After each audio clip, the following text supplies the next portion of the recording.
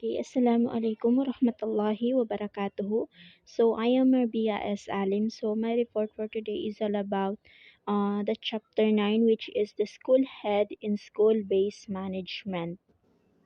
So hindi ko na po babasahin ang slide na ito. So direct i-explain ko na po. So, ang Local Governance Code of 1991 or RA 7160 is ito po ay batas na ginawa po para bigyan po ng mas malaking power ang mga lokal na pamahalaan like barangay, munisipyo at lungsod. Dati kasi is halos lahat po ng decision galing pa po sa national government. So, dahil sa batas na ito is pwede na pong magdesisyon ang mga local or official para sa lugar nila. Like kung anong proyekto ang gagawin, saan gagamitin ang budget. So parang ganito din po ang school-based management sa mga paaralan. Dati halos lahat ng utos ay galing sa taas or sa DepEd Central Office. But today, not only the DepEd ang may power na gumawa ng ano ba ang dapat gawin sa school. So now, ang principal, teacher, and also parents ay may kakayahan na rin na magdesisyon kung paano mapapabuti ang takbo ng paaralan. So ibig sabihin pareho po ang layunin ng batas at ang SBM na ibigay ang power sa mga taong may alam sa mga nangyayari sa lugar nila or sa paaralan. So alam nila kung ano ba ang dapat gawin. So ganitong paraan is mas mabilis po at mas maayos sa mga decision and action. Okay, so what is school-based management? So, sa first paragraph is meaning, ang SPM ay isang paraan po ng pamamalakad sa school na kung saan hindi lang ang DepEd ang nagdidesisyon, instead binibigyan po ng power ang mga principal, guro, and parents, and even si students. So, ibig sabihin lahat may boses at may role sa pagpapaganda ng takbo ng paaralan. And the second paragraph naman po is, ang SBM po ay isang strategy o paraan para mapaganda ang education through pagbibigay ng decision. So, hindi lang sa national or regional offices, kundi direct mismong paaralan. So, dito mas mabilis na ang action kasi nga school na mismo ang nagde-decide kung ano ang best para sa mga student. Hindi na po need na maghintay pa ng utos galing po sa taas. And the third paragraph is, ibig sabihin sa SBM ay may mas malaking control ang school sa kung paano patatakbuhin ang education. So halimbawa sa budget, si school ang nagde-decide kung saan gagamitin ang pera ng school or anything na needs sa school and paano mapapabuti ang mga bata. And the fourth paragraph is, so kapag kasama si teacher and parents and community sa mga decision, so mas alam po nila kung ano ang kulang, anong support ang kailangan, at paano matututo ng mas effective ang mga students. Okay, so let's talk about naman how school-based management is connected to the principle of subsidiarity. So, ang principle of subsidiarity ay idea po na nagsasabing ang mga taong nasa mas mababang level or local level ang mas nakakaalam ng problem nila. Kaya sila rin ang may kakayahan na ayusin ito. In short, kung kaya naman gawin or ayusin ng school o local community ang isang bagay or problem, so hindi na need pang idaan sa mataas na office. So, or DepEd. Central office. For example, ang bata ay may problem sa reading skills. So, mas alam ni teacher, ni parents or ni principal kung what way nila matutulungan ang bata. So, hindi na need pa pong mag-antay ng utos mula sa DepEd. Okay, so here are the advantage of SBM or strength of SBM. So first is allow competent and individual in the school to make decision that will improve learning. So meaning, naaalaw po ang mga competent na tao sa school na mag-decide or binibigyan po ng tiwala ang mga taong may kaalaman like principal, teacher na gumawa ng mga desisyong makakatulong sa pagkatuto ng mga students. Kasi nga sila mismo ang nakakaalam ng tunay na situation sa paaralan. And give the entire school community a voice in a key decision. So may boses po ang buong school community sa mga decision, hindi lang po sa ang principal or DepEd ang nasusunod. So may chance po na makilahok ang mga parents, teacher, and also si students sa mga important na usapan or plano para sa school na mas magkakaroon po ng participation and unity. So, focus accountability for decision. So dito, dahil alam ng lahat kung sino ang nagdidesisyon, so mas madali po silang managot kung sakaling may mga hindi maganda ang magiging resulta or mas malinaw po kung sino yung responsible. And lead to greater creativity in the design of program. So, mas nagiging creative po ang mga gagawing program.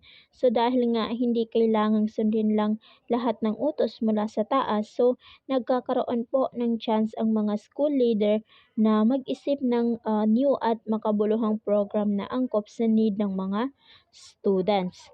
So, redirect resources to support the goals development in each school. So dito, ang mga budget at mga gamit sa school ay mas nagagamit sa tamang paraan or kumbaga nadadirect mismo or nabibigay mismo sa school. So dahil nagagamit sa tamang paraan, so kasi nga alam ng school kung ano talaga ang kailangan nila or hindi. So hindi nasasayang ang pera or effort. And the sixth paragraph is mas realistic po ang budgeting dahil alam ng mga guro at magulang ang estado ng pondo ng school. So, nagkakaroon po sila ng awareness kung gaano kalaki or kaliit ang budget kaya mas practical at realistic ang pagpaplano.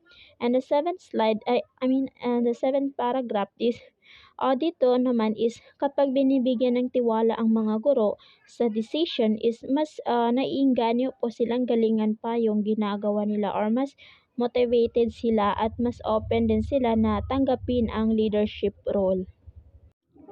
Okay, so dito rin po tayo sa advantage of SBM. So, sa SBM is malaking bagay ang pag-involve ng mga stakeholders tulad ng parents, teachers, student, and also community. So, bakit nga ba? Kasi po, kapag kasali sila sa mga decision or plano sa school is mas madali po ang mobilization ng local resources. Meaning, hindi lang umaasa ang school sa budget mula sa gobyerno, kundi may support din galing po sa komunidad. And the second paragraph is dahil po sa SBM is mas mabilis po matutugunan ng mga problem or needs ng school na hindi na po need pang dumaan sa mataas na office to resolve the problem and issue.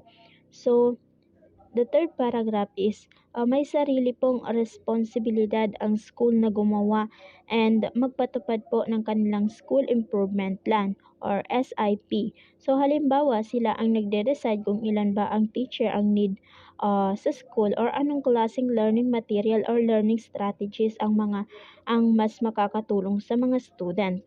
And the last is dahil nga binibigyan ng mas malaking power or kakayahan ang school, so mas mataas ang kanilang accountability, meaning need po nilang maipakita ng school ang result ng kanilang plano at action. So hindi lang sila basta umaga nagpaplano ng basta-basta, dapat may evidence na ito po ay effective.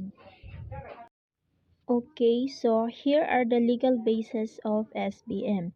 The Philippines Constitution provides the Congress shall enact a local government's code that will institutionalize a system of decentralization, whereby local government units shall be extended more power authority. So, sa Philippines Constitution, Article 10, Section 3 is, ayon po sa saligang batas, dapat gumawa ang Kongreso ng batas para sa isang local government code na magsusulong po ng decentralization, meaning pagbibigay po ng power mula sa national government pababa po sa local na pamahalaan.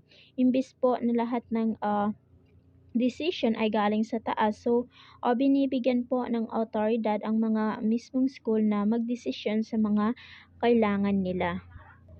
So, RA 7160, also known as a local government code. So, Republic Act 7160 Local Governments Code is ito po ay batas na mismong nagpapatupad ng decentration. So, sa buong bansa po. Although hindi po ito direct about sa education, ang RS 7160 is pinapalakas po nito ang papel ng mga lokal na pamahalaan. Kasama na po ang support nila sa education sa kanilang lugar. And the last one is introduction of SBM through RA 9155 on the Basic Governance Act. So Republic Act 9155 Governance of Basic Education is ito naman po ay pinaka-direct na batas na nagpapakilala sa school-based management. So ayon sa batas na ito, ang school is may school head na responsable sa pamamahala ng paaralan. Kasama na po rito ang pagbuo ng school improvement plan at iba pa na needs sa school. So lahat po nito ay may goal na gawing mas effective ang mga schools sa pag-resolve ng kanilang problem through support of community and local government. Okay, let's proceed to the condition for success of SBM. So, para maging successful ang pagpapatupad ng SBM is need pong matupad or maipakita ang ilang mga important condition. So, sa first paragraph is meaning i-empower ang mga teacher and school head. Dapat bigyan po sila ng opportunity ang mga guro, school head sa pag-decide para sa ikakabuti ng school nila. And also, dapat rin po is active po sila. And the second paragraph is dapat bukas po or welcome ang mga school sa participation ng mga parents, teacher, and community. So kapag po nagkakaisa ang buong school community is mas nagiging effective po ang program. And the third paragraph naman po is so dapat suportahan ng mas nakakataas na official like the division office, DepEd supervisors, and mga schools. So, anong klaseng support ba dapat? So, hayaan po kung may mga new idea ang mga principal, guro, dapat is isupport po nila ito even hindi pa po ito nasusubukan. So, hindi po dapat katakutan ang pagkakamali. So, ituring po itong learning experience. So, dapat ang mga nakakataas ay handang magbigay po ng tiwala sa mga school head or teacher and even sa community. And the fourth paragraph is dapat matuto pong mag-reflect or mag-isip ni teacher tungkol sa kanilang gagawin, like ano ba ang effective na gagawin or ano ang need na dapat baguhin, and also dapat maging mahusay po sila sa problem solving para po ma-resolve po nila agad kung ano man po ang darating na issue or darating na problema. So, in addition, based on international experience, the following must be present for SBM to success in school. So, ito po ay ilang mahalagang bagay na dapat meron ang school para magtagumpay ang SBM. So, first is have basic resources. So, kailangan may basic resources ang school like classroom, learning materials, at maayos na pasilidad. Kasi nga po, mahirap magpatupad ng SBM if kulang ang school sa kagamitan. Have developed an effective school support system. So, dapat may support galing po sa DepEd or like LGU and community para matulungan ang school sa mga program na ginagawa nila or gagawin nila. Provide with regular information on their performance. So, dapat regular na may impormasyon tungkol sa performance ng school and also ni student. So, dapat alam ng school kung kamusta na ba ang performance ng student and also the school. So, and kailangan may participation din po. So, are given advice on how they must improve. So, Dito, hindi po sapat na alam lang ng school kung may mali ba or kulang sa school.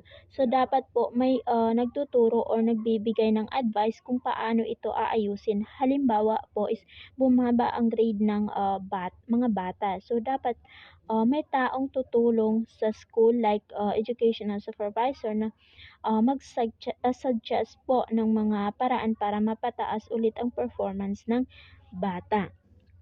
And emphasize the motivational element in management work of the principal. So, dapat motivated at inspire ang principal or school head. So, mahalaga po na masipag o may gana ang principal sa pag-manage ng school. Kasi po, ang school head ang leader ng SBM. Siya ang gumagawa ng plano, nagde-decide at nangunguna sa mga guro at students. So, sa kanya po, nakadepends ang success ng SBM. Okay, so let's proceed to the function of school head. So, mayroon pong roles, function, knowledge, skills, attitude are required. So, sa roles is first, visionary, principal, motivator, advocate, and planner. So, dapat si school head ay nagsisilbi pong leader na kumbaga mayroon siyang good intention sa school. So, siya po ang nagpapalakas ng loob ng mga teacher and students and gumagawa siya ng mga plano to improve the school. Sa function naman niya is meaning dapat siya yung nangunguna sa pagbuo ng vision and mission. Ang mga goals na or yung mga goals na kailangan gawin at it is important po para gabayan yung mga guro and student na kung ano ang gusto nilang marating and also para mapabuti yung school. And sa knowledge naman is kailangan ang school head ay open po sa pagbabago and handa sa kakaharapin pong problem. Also, dapat alam din po niya yung mga new trends in education like technology, curriculum updates, and builder of open network and support system. So dito naman ang school head ay hindi lang po boss sa loob ng paaralan. So siya rin po ay isang leader na kayang makipag-ugnayan sa ibang tao at grupo sa labas ng school para po is makatulong sa pagpapabuti ng education. So para po siyang like bridge or tulay na nag-uugnay po sa mga guro at magulang.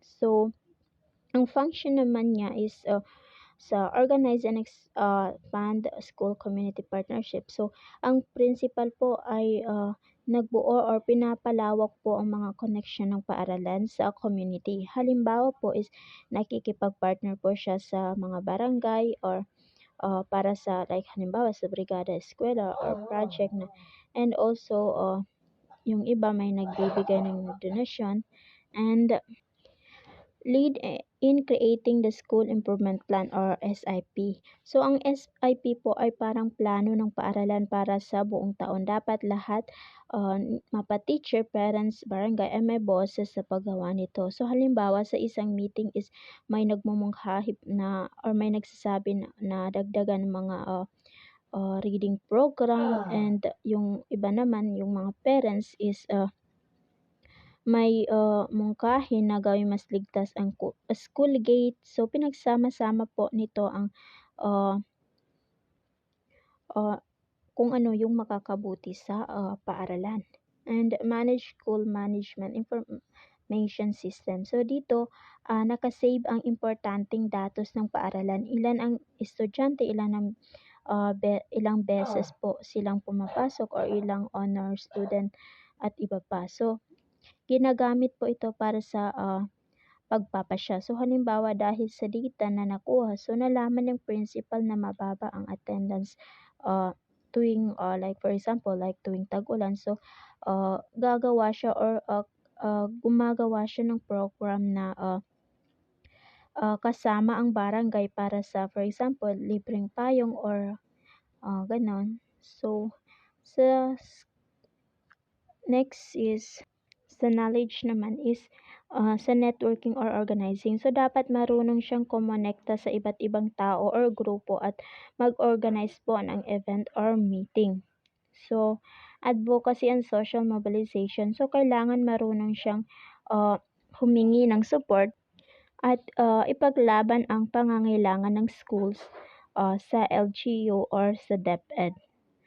So, teamwork.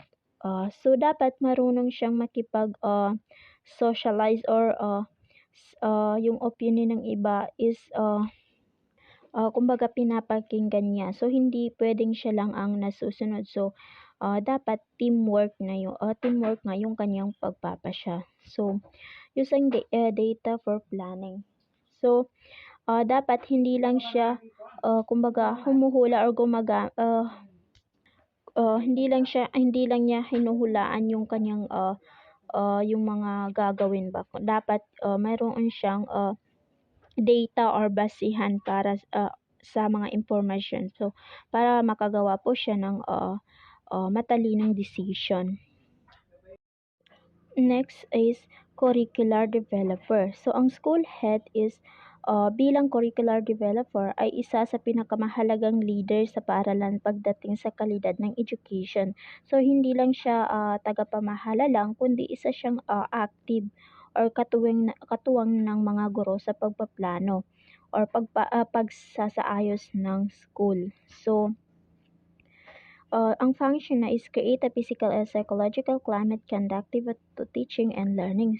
So, ang una niyang tungkulin ay siguraduhing maayos ang kapaligiran ng paaralan, both physical and psychological. So, dapat ligtas, malinis at maayos sa mga classroom at facilities.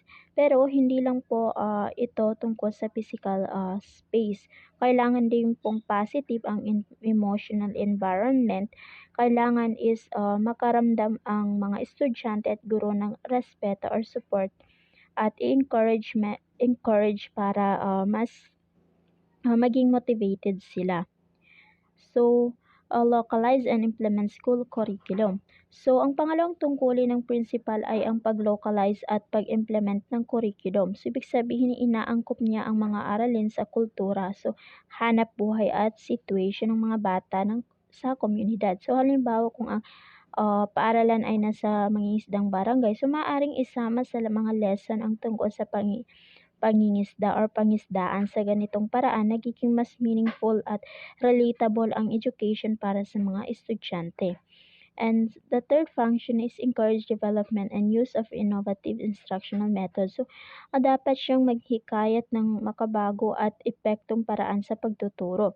So, hindi sapat na puro lecture at textbook lang. So, kailangan po ng mas engaging na strategies tulad ng group activities, role playing, or field work na tumutugon sa iba't ibang learning style. So, layunin nito na mapabuti po ang learning outcomes ng mga bata.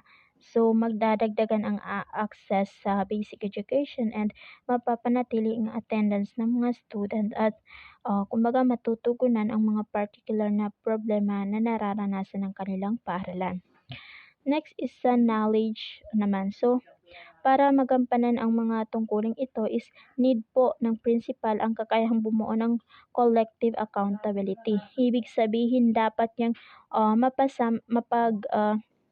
sasama ang lahat ng guro, estudyante, magulang at iba pang stakeholder para magtulungan sa pagpapabuti ng performance ng mga mag-aaral. So hindi siya gumagawa lang po hindi lang po siya ang gumagawa ng mag-isa kundi kumbaga binubuo ng buong komunidad para magtagumpay ang school. So sa second knowledge is kailangan din niya ng kaalaman sa curriculum designing or paggawa ng curriculum na tumutugon sa parehong national goals at local needs. So halimbawa is dapat niyang malaman kung paano pagsamahin ang mga itinakdang competences mula sa DepEd at mga pang-araw-araw na realidad ng komunidad. So sa ganitong paraan is mas magiging makabuluhan ang learning sa mga students. And Mahalaga rin na gumawa siya ng open learning system. So, isang sistema ng pagkatuto ng hindi lang nakasentro po sa libro. So, sa halip gumagamit ng iba't ibang resources gaya ng module, internet, community knowledge, at multimedia. So, sa ganitong system, mas maraming paraan para matuto ang mga bata, lalo na yung may iba't ibang learning style o may special needs.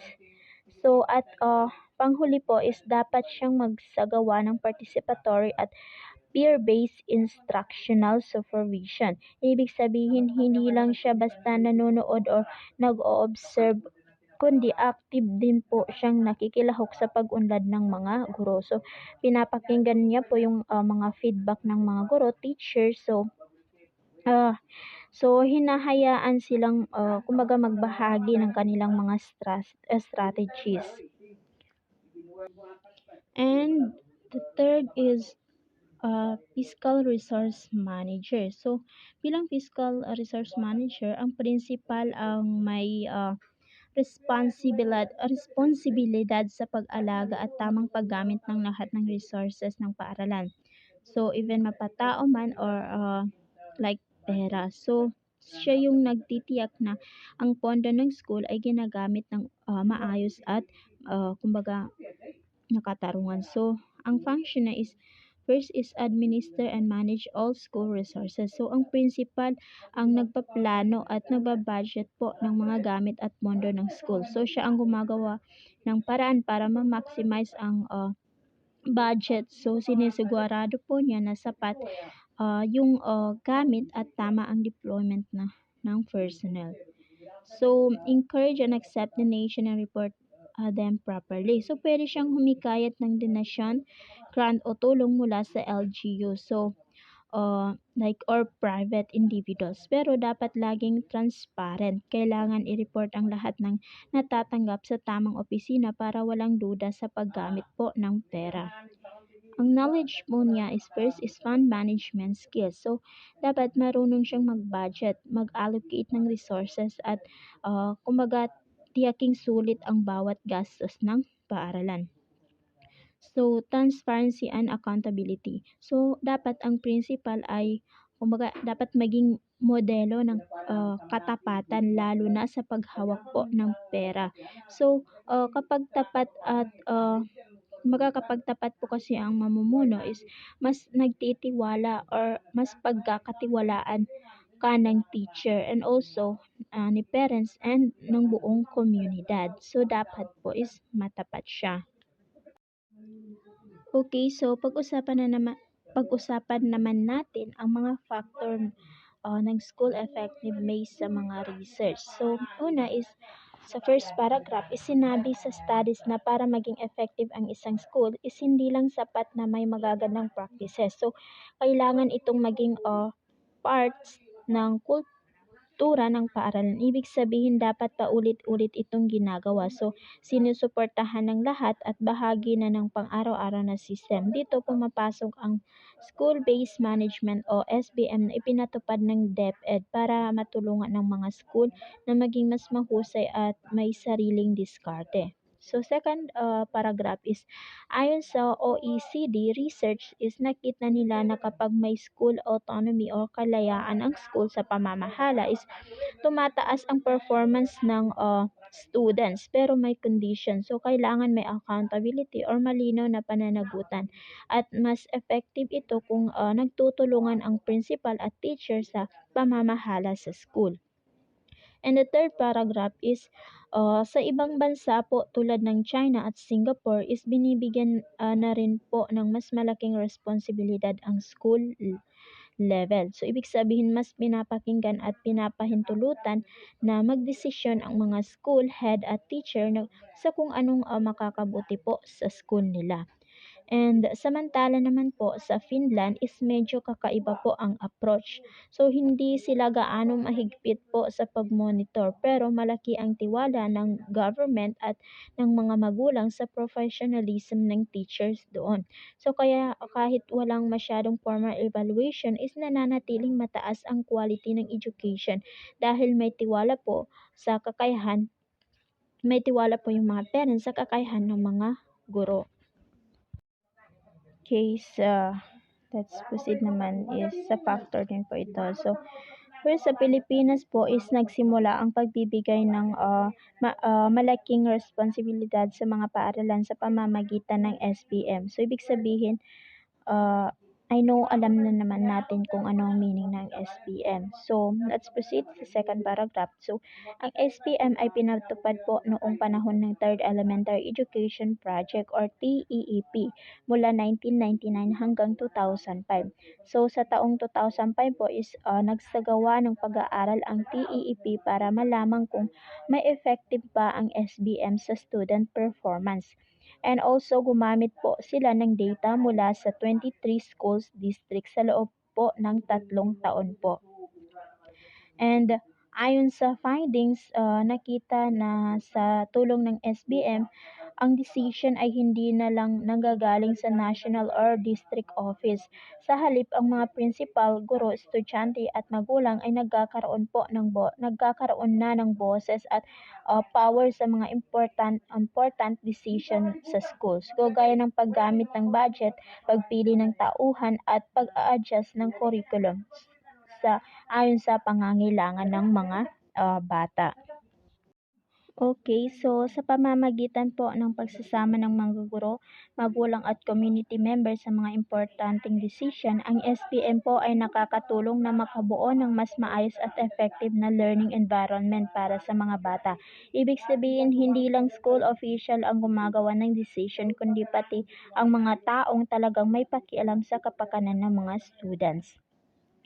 So, para mas mapalakas pa ang SPM, muling pinag-aralan po ng DepEd ang SPM framework, assessment process at tools based po ito sa DepEd Order number 83 series of 2012. So layunin po nito na i-improve pa lalo ang mga SBM practices na matagumpay na sa iba't ibang rehiyon ng bansa.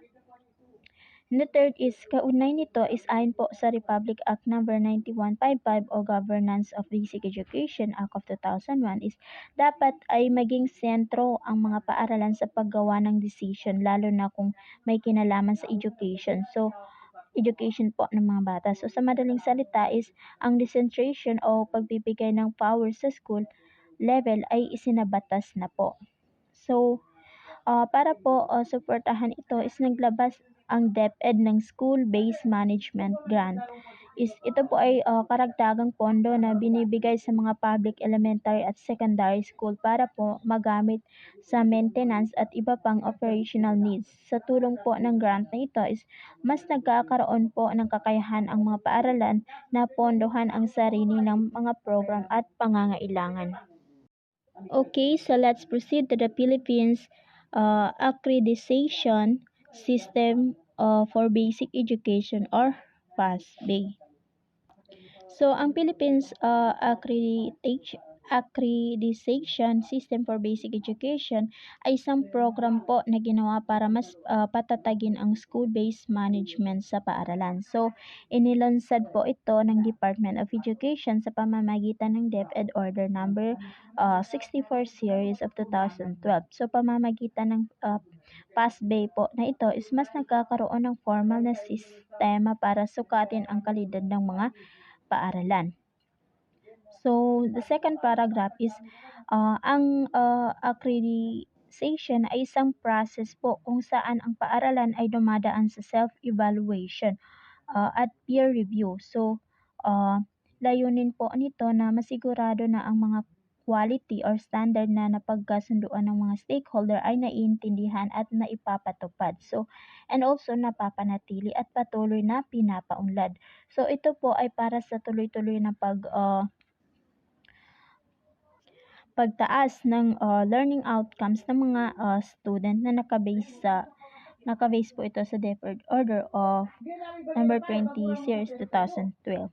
So next is, ang PASBA po ay ginagamit rin bilang supplement guidelines sa DepEd Order number 83 series 2012 na may kinalaman po sa SBM, so practices as standard ng effective school. So the last is, ang mga pamantayan o standard sa PASBA ay nakabase sa access o a child and a community-centered education system. Ibig sabihin ang lahat ng ginagawa sa paaralan ay dapat is nakasentro sa kapakanan ng bata at may malawak na participation mula sa komunidad.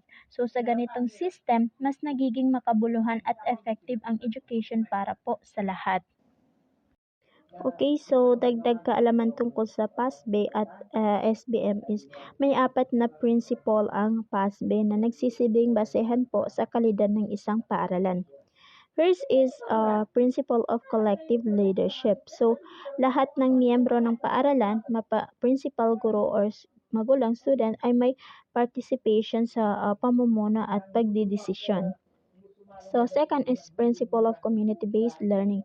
So, ang pagkatuto po ng mga student ay konektado sa local na komunidad. So, may participation ng mga barangay, LGU, dapat may participation ng mga barangay, LGU at mga parents. So, third is principle of accountability for performance and results. So, dapat may pananagutan ang paaralan sa result ng kanilang ginagawa, lalo na sa performance ng mga students. And the fourth is principle of convergence. So, pinagsasama-sama ang lahat ng resources, mapatao, pera, or kagamitan man, or mula sa iba't ibang sektor para suportahan ang education. So, ang mga principle na ito ay hindi lang po para sa PASB, kundi ina-apply din po sa SBM. So, ang SBM naman po ay may tatlong level ng practices ang school. First is developing, second is maturing, and advanced. So, ang developing po, ito ay nagsisimula pa lang ang paaralan. So, sa SBM, may mga structure na tulad ng committees at plans, pero developing stage pa lang po siya. May kaunting participation mula sa community at may initial na epekto sa learning, pero hindi pa malawak. Halimbawa, may SIP na ang school at may pakikilahok na ang ilang magulang sa program, pero hindi pa po ito consistent. Kumbaga, yun na nga, dinedevelop pa siya. And level 2 is maturing. So, dito naman, mas malinaw na ang process ng continuous improvement. Ang paaralan ay nakikipagtulungan na po sa mas malawak na bahagi ng community. So, malaki na rin ang pagpapabuti ng performance at learning outcomes ng mga bata. Halimbawa is active na ang mga barangay official and also ni parents. So, napapansin na rin ang pagtaas ng test score or attendance. Kumbaga, na-improve na ba? And the last level is advanced. So, ito po yung pinakamataas na level sa stage na ito. Ang paaralan ay fully functional na po or self-renewing. So, lahat ng standard ay naipapatupad at integrated sa komunidad. So, halimbawa, ang school ay may malinaw na system sa budgeting, planning, evaluation, at community engagement. So, ang mga proyekto ay tuloy-tuloy kahit na papalit-palit po ng principal. So, factor that contribute to school effectiveness. So, ang unang factor na binanggit po dito ay human factor. Ibig sabihin nito, ang mga tao sa loob at paligid ng paaralan ay may malaking epekto sa tagumpay ng isang eskwelahan. First dito is dynamic school head. Kailangan ang school principal ay masipag, may vision at marunong mamuno. So, siya dapat ang nagtutulak sa buong school community para gumanda ang performance ng school. Competent and committed teacher. Ang mga guro ay dapat hindi lang magaling magturo, kundi committed din po sa kanilang trabaho. So, like, gusto nilang matuto yung mga bata. So, hindi lang po sila nagtuturo dahil lang sa bayad. So, dapat meron pong passion. So, high motivated pupils with high expectation. Though, ang mga student naman ay kailangang motivated or ganado sa pag-aaral. Kapag mataas ang pangarap at expectation nila sa sarili is mas nagsusumikap silang matuto. And supportive community. So, mahalaga rin ang tulong ng parents, barangay at iba pang tao sa paligid ng school. So, kapag nakikiisa sila sa mga proyekto ng eskwelahan at nagtutulungan mas mabilis maabot ang mga layunin sa paaralan. Okay, let's proceed naman sa second factor na nakakaapekto sa pagiging effective ng isang school. Second is non-human factor. So, kapag sinabi nating non-human, ito po yung mga bagay na hindi tao pero parts po ng sistema ng paaralan na tumutulong para maging maganda ang takbo ng education. Ibig sabihin, hindi ito teacher or student pero yung mga process o sistema na sinusunod ng school. So, ano nga ba ito? So, clear and share vision and mission. Dapat is malinaw kung ano ang goal ng school at lahat ng teacher, student at staff ay pare-pareho po ang direction or focus. Para po bang may isang kumbaga dream ang lahat para sa school. So high expectation or ambitious standard. So dapat mataas ang standard o expectation natin sa performance ng mga bata. Hindi yung pwede na like kundi yung the best ang target. So accountability. Kailangan may pananagutan. Alam ng bawat isa ang tungkulin nila at responsible sila sa ginagawa nila. So si teacher, student, pati school heads. So, align curriculum instruction and assessment sa DepEd standard. So, ibig sabihin kung ano ang tinuturo, paano ito tinuturo at paano ito sinusukat at nakaayon sa standard ng DepEd. So, dapat is katugma po lahat. So, efficiency or optimal utilization of resources and facilities. So, dapat masinop at maayos na paggamit ng resources ng school tulad ng classroom, computer books, at iba pa. So, wala pong sasayang. So, collaboration and communication. Dapat nagtutulungan at nag-uusap-usap ang mga teachers, students, parent, and community. Kumaga may teamwork. So, focus on professional development. So patuloy ang training o pag-aaral ng mga teacher at staff para mas gumaling pa sila sa trabaho nila. And the last is global and future orientation. So handa po ang school na harapin ang mga pagbabago. So tinuturuan na rin ang mga students ng skills na magagamit nila sa future. So hindi lang dito sa Pilipinas kundi globally.